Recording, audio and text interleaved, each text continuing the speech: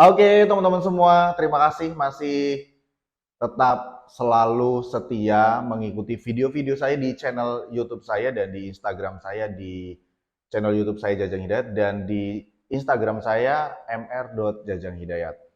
Hari ini kita masih mau cerita tentang WhatsApp marketing, tetapi saya tidak akan cerita lebih dalam tentang WhatsApp marketing dulu. Saya tertarik dan teringat eh, cerita di mana ketika saya di tempat pekerjaan saya melewati masa COVID. Di periode COVID pertama, kita kan kebingungan ya, karena semua orang tiba-tiba panik, kemudian semua orang tiba-tiba kebingungan, terutama di industri-industri baik food, fashion, dan lain sebagainya yang kaitannya dengan mekanisme penjualan. Nah, di sesi ini saya mau cerita begini, ketika itu kan biasa kalau kita iklan itu banyak channelnya ya, bisa menggunakan billboard, reklame, kemudian bisa menggunakan iklan di TV dan sebagainya. Ada sebuah dinamika diskusi di dalam grup di tempat saya bekerja, di mana ketika itu kita juga merasa stuck ya di dalam menghadapi COVID ini. Di bulan awal-awal COVID itu kurang lebih mungkin bulan April di 2020. Nah, ketika itu kita berkumpul di salah satu cabang restoran kita. Nah, saya malah sebut restoran ya. Oke, ya. Jadi teman-teman bisa mendefinisikan ya pekerjaan saya, background pekerjaan saya adalah sales ya di salah satu restoran ternama di Indonesia. Nah, jadi ceritanya adalah semuanya sedang bertanya-tanya dan berdiskusi menggali ide bagaimana kita berpromosi, sedangkan semua orang itu di lockdown atau semua orang itu dipaksa untuk tetap berdiam di rumah, tetapi kita pelaku bisnis, khususnya di food and beverage, itu kan tetap harus berpromosi. Nah, kalau biasa kita promosi itu dengan flyering, kemudian dengan billboard dan reklame, nah ini COVID. Nah, bagaimana kita harus berpromosi sedangkan orangnya semuanya di rumah. Nah, sehingga materi promosi offline ini kan jadi tidak efektif. Nah, ketika itu tiba-tiba saya langsung mengide ya. Nah, jadi saya berpikir karena semua di ruangan itu stuck, diskusi, dan semuanya itu memegang ponsel masing-masing. Sehingga ketika giliran saya berbicara dan ditanya, Mas Jejang, apa promosi yang paling efektif, efisien, dan tentunya biayanya kosnya murah? Ya saya langsung jawab, promosilah di tempat di mana orang paling banyak menghabiskan waktu di masa COVID sekarang ini. Terus saya ditanya lagi, di mana gitu kan? Di 5 inci yang ada di genggaman tangan kita masing-masing, yaitu handphone. Nah, di handphone ini kita bisa berpromosi dengan berbagai macam channel ya. Bisa digital, itu bisa menggunakan sosial media. Waktu itu masih trennya belum ada TikTok ya, TikTok belum begitu tren sekarang. Itu bisa menggunakan Facebook Ads, bisa tampil di Instagram ataupun mungkin di Facebook ya. Kemudian juga kita bisa berpromosi menggunakan Google Ads, kemudian juga kita bisa berpromosi di YouTube platform ya. Tetapi biaya itu juga tidak murah ya, karena kita mau berpromosi menggunakan Facebook Ads itu untuk meraih engagement sesuai dengan spesifikasi profiling yang ingin kita inginkan, tentu ada costing yang cukup lumayan. Nah, sehingga saya mengkritisi lagi ide saya, jadi saya berpikir bagaimana kita memaksimalkan tentang WA marketing ini. Karena hampir semua orang yang pegang handphone, saya memiliki keyakinan 100% pasti terinstall WhatsApp-nya. Apalagi di masa COVID itu, ketika itu pembelajaran menggunakan metode daring. Jadi semua orang tuanya juga pasti punya WhatsApp. WhatsApp baik untuk kegiatan pribadi, kegiatan sekolah secara edukasi, ataupun kegiatan mungkin dia berbisnis. Nah, sehingga biaya yang paling murah adalah menggunakan teknik WA marketing. Salah satunya adalah materi yang sudah saya bahas kemarin tentang blasting berujung closing. Nah, kemarin tips-tipsnya sudah saya ceritakan, paling tidak ada 3 hal ya. Teman-teman bisa cek di sebelah sini. Nah, sebelah sini ya, di atas sini. Nah, itu videonya. Video kemarin kita bahas tentang 3 tips broadcasting berujung closing. Nah, hari ini saya mau berbicara tentang itu tadi. Prolog di awal adalah kenapa WA marketing ini penting, karena biayanya sangat murah.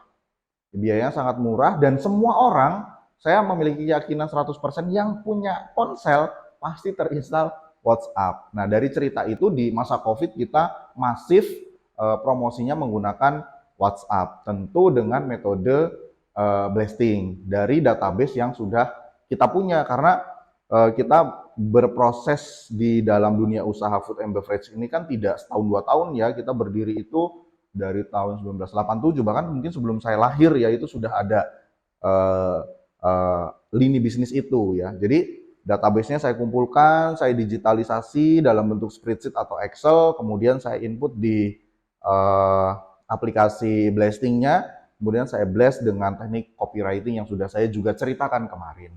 Nah, perkaranya adalah bagaimana ketika teman-teman yang ingin melakukan proses WA marketing tetapi belum punya database.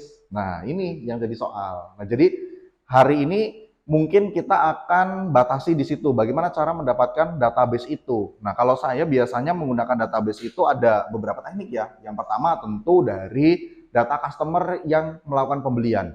Jadi teman-teman semua nih, baik berbagai macam lini bisnis, mau restoran, kafe, bisnis online, ya. Paling penting itu kita mentabulasi database kita, karena apa? Kita itu jualan itu inginnya kan ada repeat order. Nah, repeat order itu supaya repeat order kita kunci mereka adalah dengan kita memiliki database mereka. Jadi bersyukur kalau kita sudah punya customer di awal. Jadi kita bisa tanyakan nomor WhatsApp-nya, kemudian emailnya mungkin.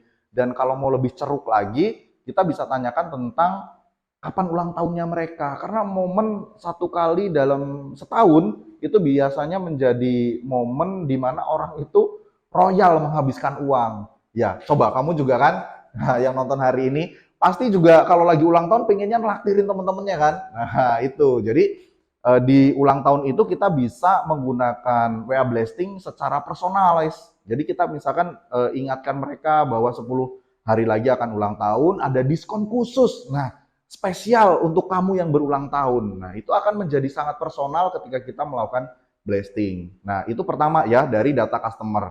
Terus kalau belum ada customer baru memulai usaha. Caranya gimana? Caranya teman-teman bisa menjalin kerjasama dengan lintas bisnis. Jadi kalau misalkan teman-teman jualannya, oke, jualannya apa ya? Jualannya ini nih, air mineral. Air mineral itu afiliasinya kan bisa dengan Horeca, hotel, restoran, kafe, atau ditambah lagi retail. Masing-masing lini bisnis ini pasti punya namanya data customer.